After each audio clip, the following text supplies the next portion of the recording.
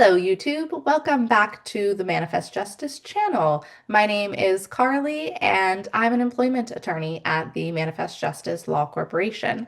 Okay, today we're answering a question about overtime payments, and we are answering a question from the audience from J1234Q. So shout out to YouTube user J1234Q. Thank you for the question. Okay, the comment says, check out VA hospitals everywhere. They don't pay nurses overtime until working 80 hours in 2 weeks versus the law stating working over 40 hours in a 7-day work week is overtime. They make nurses work 3 12-hour shifts and an 8-hour shift 1 week and 3 12-hour shifts the next week. That means nurses have to work 44 hours in 1 week, and none of it is paid as overtime.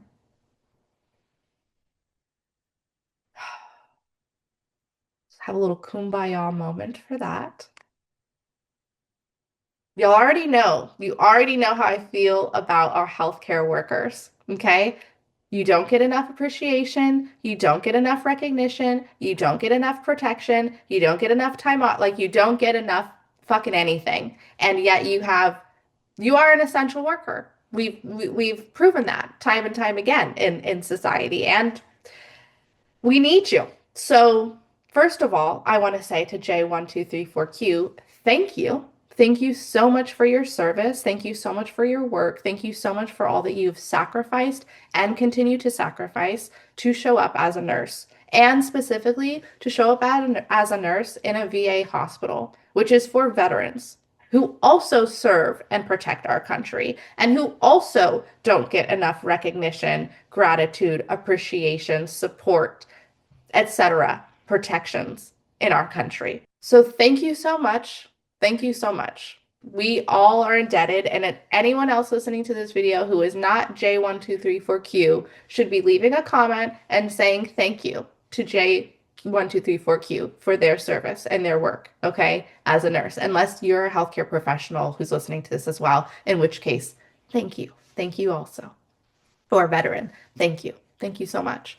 Okay. Also, thank you, J1234Q, for this question. It's fantastic. And also, thank you for raising awareness and bringing awareness to this page and to our audience about how fucked up workers are treated in our healthcare profession. If you are wondering why our healthcare system is so fucked up, stop and look at our healthcare, how we treat our healthcare workers. Okay, quick story before I answer this question. When I was in law school, one summer I spent interning for a national organization that focuses on health law and protecting healthcare workers. So I have very, very, very bare minimum level of exposure into health law as a field. But I will say what I learned working at that internship is just how literally complicated, intentionally fucked up, screwed up, and again, complicated the healthcare system is and our healthcare laws are. Like, they are literally designed to not be understood. It's infuriating. It's infuriating. And when I was at that internship, there was a fellow intern in my cohort, so in my geographic area, and she's actually got into law, but she didn't want to. She wanted to be a doctor. She wanted to be a doctor. She came from a family of nurses actually, and she wanted to be a doctor. And she said that when she was in college, she took a day and she went and shadowed at a hospital, and that she saw how the hospitals were treating the doctors and the nurses. And she said, I will never work on this side. I need to become a lawyer so that I can help change the laws and the rules and the regulations in this field. And I can work to protect doctors and nurses so that they can actually do the jobs that they want to do. Because the way that it's designed right now and the way that they are being trained to work right now, it is not to help and serve the patients. It is not why a lot of people get into that field. And it's incredibly disheartening. So I just want to say that, yeah, again, J1234Q, thank you for bringing this topic to the channel and bringing awareness, because I just genuinely don't think a lot of people in our country know how bad it is. And that people who even work in this field and have dedicated years to study before they even are able to practice it's even hard for them, and it's even changing for them on a dime because the rules are changing, the ways we define things are changing, the laws are changing. Once we get something established, some other political party comes into office and wipes it all away. Like, why is medical debt attached to our credit scores? That is insane. And we just recently fixed it, at least in California, we recently fixed it. And then now, because of the administration change happening on a national level in our country, that's coming back. Okay, so there's just a lot of things. That's what I'm saying. I have a very minimal understanding of health law, but from what I understand about it, it's fucked. It is fucked. And yeah, it's so fucked. Mackenzie has got to excuse herself. She's like, let me get out of here. Let me get out of here. I know how this conversation goes. So I'm going to try to keep it together. But yeah, I hate to hear this. I hate to hear this. And I really hate even more that our laws are not set up to protect against this, and that there are so many loopholes that it allows for shit like this, unpaid overtime, to persist in a field as crucial and essential as healthcare. I think this is an issue that's unique in the United States because I know other countries have it figured out way better than we do. And again, like, have laws that reflect that they give a shit. Okay, so this is a video where I'm going to curse a lot probably, as we see, because I'm passionate about it. I absolutely hate to see it. And I'm passionate in a way where I'm like angry and protective, not like wanting to be soft and gentle and trauma informed. I'm like, fuck your information. We all know the information. Okay, so let me get back to the question. Let's talk about overtime. Generally speaking, broad blanket statement, employees are required to be paid for all hours worked or for all compensable work. The problem is, how do we define compensable work or hours worked? That is where the shit hits the fan. Because each state, as you've heard me say on this channel plenty of times, each state has its own rules and regulations. The federal law sets the ground floor for our like norms, our rules, our regulations, our protection levels, and the requirements for employers. And then states add on additional requirements and protections on top of the federal laws. So how we define working hours or compensable work is really fucked. It's really quite fucked on a federal level. And then depending on where you live in this country, also depends on the level of fuckery that's going on there. Okay, so all employees must be paid and compensated for their hours worked or for their compensable work. Where do we find these rules and regulations that show us what our hours worked and that define compensable work?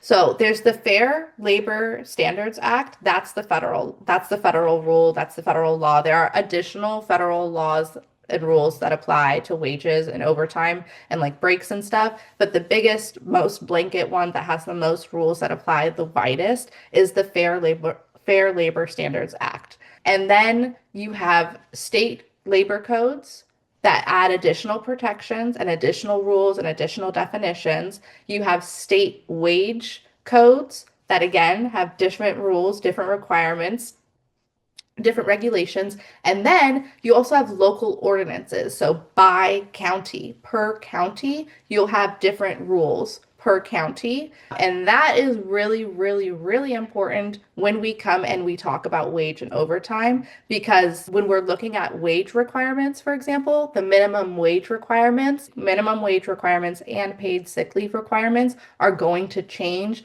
based off of your local ordinances. So specifically like in California, for example, Mountain View, the city of Mountain View, they have a much higher minimum wage requirement than the state of California. And the state of California has a much higher minimum wage requirement overall than the federal minimum.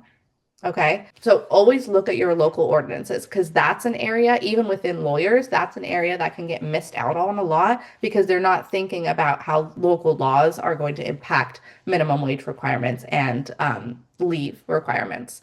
So check that out. That's my first tip for J1234Q. And then let's talk about why it matters. Okay, so there's the extra protections part of it all. It also matters because that's where we are seeing how each place, each location is defining compensable work and work hours. That is incredibly different, and that's where so many of these loopholes exists. Okay? So, depending on where you're living, J1234Q, that can be either why or why not it's allowed for overtime hours to be billed the way that they're being billed in your VA hospital. So, for example, in California and in Washington, there's a requirement that you are paid for reading company emails and texts, right? There's requirements that you are paid for completing charts, for example, even if it's outside your hours, then that counts as what you need to be compensated for, your overall hours, your compensatory, compensable work hours. There's the trainings and the orientations. If you get paid for those, that depends on your state, that your state definitions and your state laws. If even those one-off trainings, if you have to, like, you're not scheduled for a shift, but everyone has to come in for this training for an hour, there are some states that say, like, okay, if you have to come in for an hour, well, then you have to get paid for 4 hours as if it was a half day, because that is essentially going to be a half day if you have to go into work for 1 hour. And then there are other states who like don't give a shit at all. They don't think about that. They don't consider it. They don't write it into their laws or rules. They're not going to pay you for that time. So it just varies so much depending on where you live, what laws and rules apply. And that, again, can make it either okay or illegal for the hospital, the VA hospital that you're working at, to be paying you overtime in the increments that they're paying you. Some places, again, like in California, you'll get paid. You're supposed to get paid for if you have to change into a uniform to work and you have to do that on the job or something. Like, for example, people who are incarcerated and are working while incarcerated, they may have to change out of their incarceration uniform and into like a kitchen uniform or a laundry uniform. They may have to change into a different uniform, a firefighter uniform for that role. And that time that you're changing to get into your work clothes and get out of your work clothes, that's time that also has to be compensated. But again, in other states, they don't care about that. They don't give a shit about that. So it really, really depends. And then there's also the type of payment structure that you have. So some people are paid for, and I'm seeing this more and more in the medical field, in the health field, of piece rate pay. So piece rate pay is when your pay is based on your production level, or like your units, your number of units completed or patients seen. So it's like however many lemons you picked, or however many truckloads you filled and delivered, however many patients you have seen and helped in a day. And you're getting paid based off of when you're seeing patients, when you're picking the lemons, when you're filling the truck, and then that like non-productive work time when you're not seeing patients or you're not seeing clients or you're not loading trucks or you're not picking lemons, that unproductive work time gets paid at a different rate. I will say, again, another area where employers mess up often is with the piece rate pay employers will often mess up during that non-productive work time because they think that that's an excuse to not have to pay minimum wage. And it's not.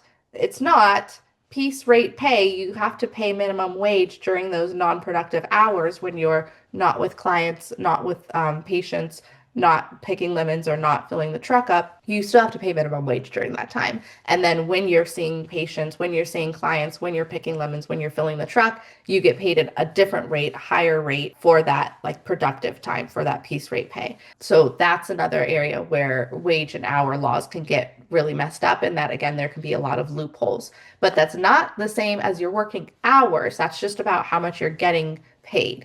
Now, when it comes to overtime payment, I don't want to say classification of how you are a worker, because classification refers to if you're an employee or an independent contractor, and I'm going to make a video about that next. I'll make a video and upload that soon. That's a separate topic. But when we're talking about overtime rates, some workers do not have a right to overtime payment. And this is another loophole that can show up in overtime payment and in the medical field. So only non-exempt employees have a right to overtime payment under the FLSA, the Fair Labor Standards Act. Okay, so if you're an exempt employee, you don't have a right to overtime, which is fucking huge. At least in California, you have to be an exempt employee and performing exempt activities for more than 50% of your time working in order to not have a right to overtime. So again, California has even more additional protections than what our federal our federal laws, the FLSA, the Fair Labor Standards Act, would produce. So again, that's why it's important to look at your local laws, but it's also important to look now at your employment contract, because if your employment contract says that you're an exempt employee, there may be some arguing about if that's actually correct or not, but if in your contract you're an exempt employee, that may also be a way that the VA hospitals are not paying your overtime, which I fucking hate to see. So if you feel like you are owed overtime, then first you need to look at the federal level laws. So look at the FLSA, the Fair Labor Standards Act. Then you need to look at your state labor code laws. Then you need to look at your state wage laws. Then you need to look at your local ordinances in that city or that county to be even more clear about what your specific rights are and what your employer is required to do and how they're required to protect you. Then once you've looked at all of those different laws and you've got a feel and understanding, a base level understanding for what your specific jurisdiction requires, then you need to look at your employment contract and you need to figure out if you're an exempt employee or a non-exempt employee. Non-exempt employees have a right to overtime and exempt employees do not have a right to overtime. Again, looking at your state laws and your local laws, that's going to tell you who is an exempt employee, who's not an exempt employee, what are exempt employment activities and which are not exempt employment activities. And it's going to give you the formula that you need to figure out where you fall up under that and how to figure that out. So look at that, because again, that's going to determine if you even have a right to overtime or not. And then regardless of what your employment contract says, it will tell you if your employer got it right in the contract or not, or if they just tried to like lie and cover their asses so that they could do whatever the they wanted. And then after you've done all of those things, if you found that you do have a right to overtime, then you need to figure out how to calculate fees. And I'll say this, unless you're like a tax attorney or unless you're an attorney who's working in finance, lawyers are notoriously bad with numbers. And I will hear non-attorneys joke all the time of like, well, that's not good. And like, yeah, everyone knows how to use a fucking calculator. So that's not what I'm talking about. I'm talking about this because, again, wage calculations, overtime calculations, that's very, very dicey. I've said in other videos on this channel, the law can be a very nuanced field. And so there are some areas where like it's all about argumentation and it's all about your ability to like bend the facts or bend the law to your facts. But bend the law to your facts, not bend the facts. But there are other times where like the law is the law.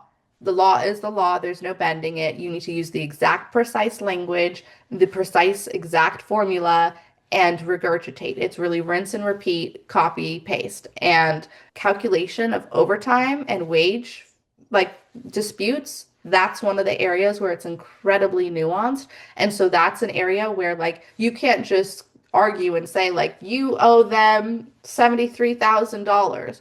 No, you need to have a chart that calculates and shows all of your work, like as if we're in elementary school solving math problems and taking a math test. You need to show your work of how you came up with that answer and how you got that result, so that the other attorneys and on the opposing side, and so that any mediators or any judge, or even if you get to a jury, they can all see it very clearly. Attorneys, we focus on like word problems, right? We deal with like, there was the law, here's the facts. If you apply the law to these facts, then that equals a violation. We do word math problems, like logic problems, but we don't do like number crunching off the top of our heads, right? Like we're not accountants.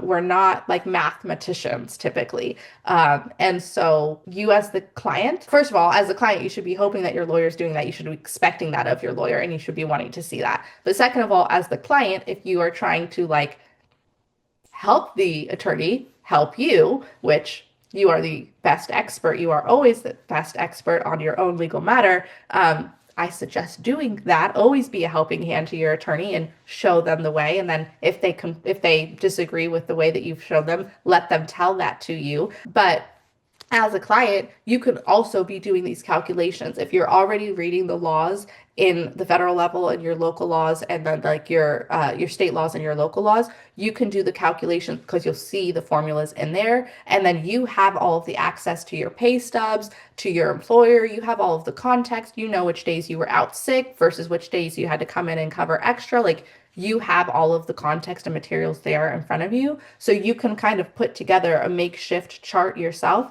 and calculate up the damages. So, but how would you do that? Again, how you calculate damages is going to vary vastly depending on where you are. So I cannot stress and say it enough. Look at your local laws, look at your state laws. But I will say, very generally speaking, for unpaid overtime fees, you have to pay the regular rate of pay, the regular rate of pay. That means it's not just your hourly of what you earn. It means that you calculate in everything. So your regular rate of pay, it would be like your hourly pay plus like any bonuses you've gotten, plus any, like, especially if we're talking about nurses, there's shift differentials. And so that would be added into the calculation. For folks who don't know, a shift differential is like when you're an hourly worker, you get paid a base rate, but then depending on if you're going to do like a night shift or an overnight or like a weekend shift or a holiday shift,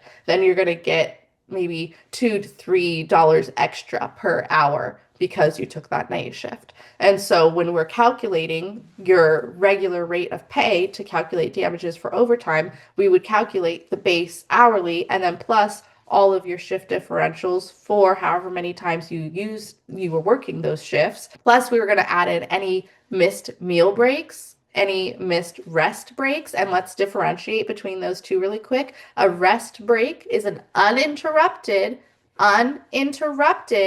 10-minute break for every 3.5 to 5 hours of worked. So, and again, that 3.5 to 5 hours, it depends on where you live and what the rules are around that. So that's why I have 3.5 to 5 hours. But uninterrupted is really the key part I want to say there, because these are paid breaks. You're not clocking out, and you're not, again, depending on where you live, generally speaking, employers aren't required to have you track your rest breaks, but you're still required to have them. And a rest break is uninterrupted. That means if you're taking a 10-minute break and you're still on the clock, right? Because it's 10 minutes paid break for every 3.5 to 5 hours worked. So if you're taking a rest break and you're like relaxing, kicking back, it's your 10 minutes, and someone comes up and asks you a question, that's an interruption. So you need to start the clock again, or you need to get paid for that missed break. Okay? And employers, whether they are requiring you to track your rest breaks or they're not requiring you to track your rest breaks, your employer is required to make sure that you are taking them. And even if you're like, no, I don't want to take it, like, it's fine, I'll just keep working, the employer is required to say, no, take your break, take a rest, kick your feet up in the back office, like, grab a quick little snacky, I don't care, like, go scroll on social media for 10 minutes, but take your break. Employers are required to make sure you do this, okay? So that gets calculated into the regular rate of pay, those missed rest breaks. A rest break is separate from the meal break. A meal break, which is like your lunch hour, a meal break is an uninterrupted 30-minute break that's unpaid. So you clock out, typically for your lunch break, you clock out, you're not getting paid for a lunch break. It's an unpaid 30-minute break, uninterrupted, that happens for every 5 to 6 or 6 to 10 hours worked.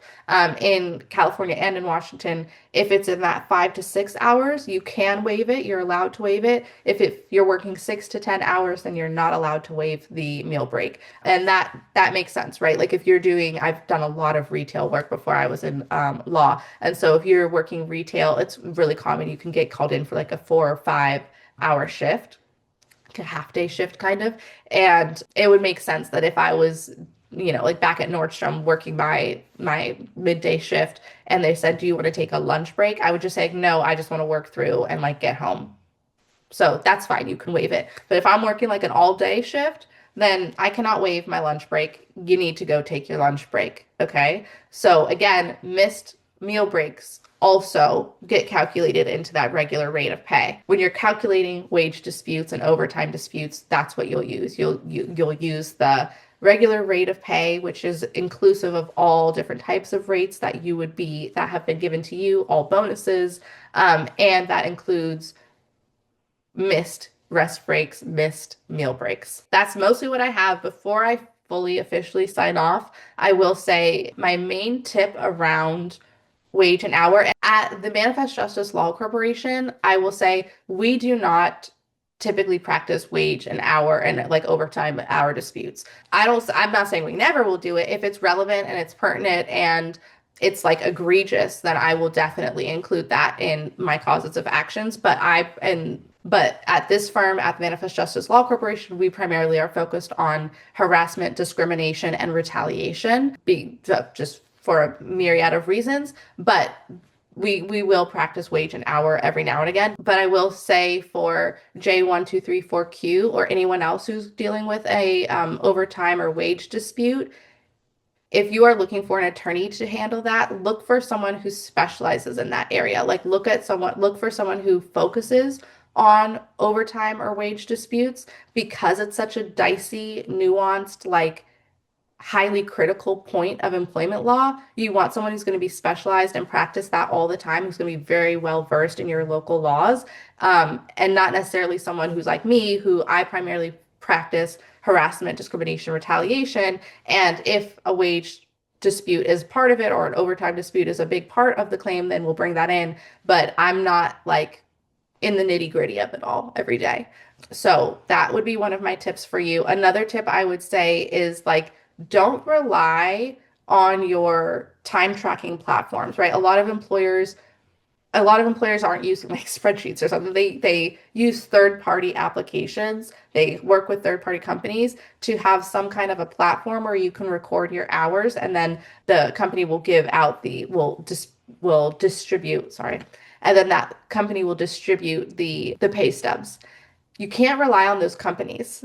Just because there's a company that's like even like the most popular, well-known, most frequently used platforms get it wrong, because they won't calculate in those meal breaks, those rest breaks, the shift differentials. They're not prepared for piece rate pay employees. And so a lot of those platforms get their calculations wrong, which then you end up having a wrong, those platforms end up getting it wrong often. And so your pay stub, therefore, is not correct. The amount you were paid is not what you were actually owed. And so therefore, in lies a wage dispute or an overtime dispute. And so if you are like looking at your pay stubs to try to see if you're getting paid correctly, and you're just like blindly following what the pay stub says, you're probably going to miss some things. So my tip to J1234Q, or again to anyone who's listening to this video about overtime and like wage disputes,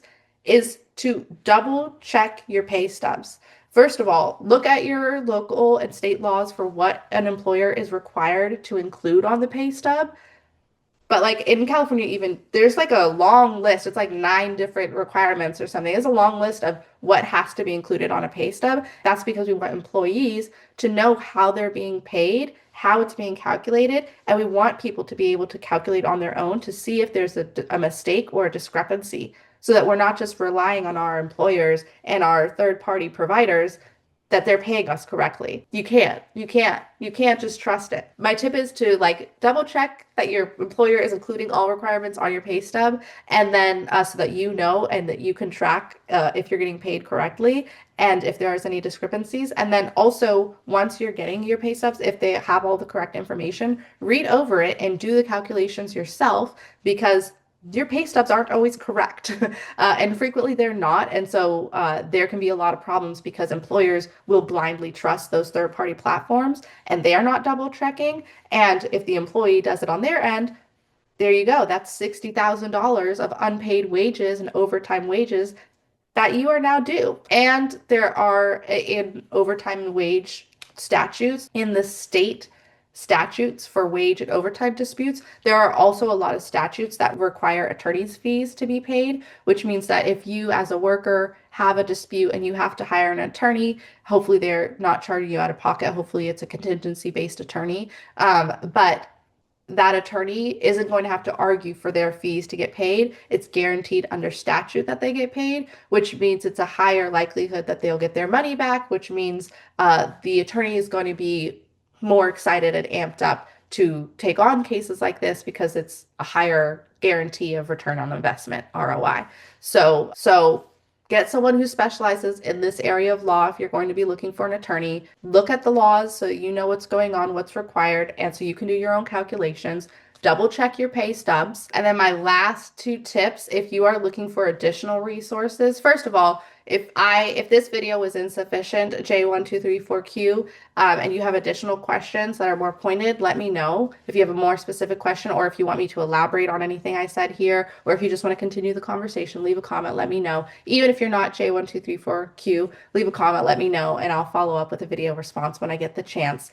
But if you are looking for more resources for your independent research, then I want to refer people to the Manual for Complex Litigation. It's a free resource. You can find it online, and it's a manual for complex litigation. It's really helpful if you're going after class action lawsuits. So I would refer folks to that. And then I would also refer you to the Division of Labor Standards Enforcement from the Labor Commissioner's website. That's another free resource, and that has basically a list of all the different types of employment and what the regulations are for those various fields of employment. So those can be great resources for your independent research on top of the federal laws, the state laws, and your local laws. That's all I got for today. This was a lot of information, and I tried to provide it very high level. So again, if you have any questions that are more pointed, more specific, or you want to share more details, please post in the comments, let me know, and we can continue having this conversation.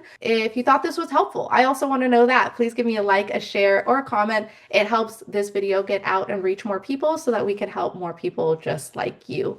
Okay, hopefully this video was informative, empowering, and at the end of the day, helps you get paid. I want to give another shout out to J1234Q for posing this question and bringing this topic to the channel.